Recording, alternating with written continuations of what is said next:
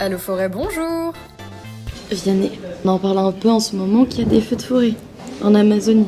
Toi, les feux, t'en penses quoi? Si on coupe et on brûle des forêts au Brésil par exemple, on casse la chaîne du cycle de l'eau. L'eau, par les rivières volantes, n'est plus amenée en Bolivie. Donc la Bolivie s'assèche parce qu'il ne pleut plus.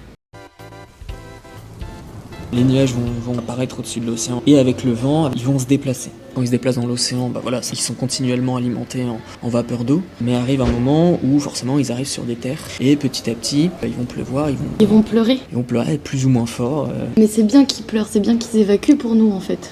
Bah ouais, parce que du coup ça permet d'irriguer. Et ce qu'il faut savoir, c'est que s'il n'y avait pas de végétation, les nuages ne pourraient pas avancer à plus de 500 km dans les côtes. C'est là qu'un deuxième phénomène arrive. C'est ce qu'on appelle l'évapotranspiration. Donc c'est les plantes qui vont du coup avoir un peu ce rôle de transpirer des grands volumes d'eau, du coup réalimenter les nuages.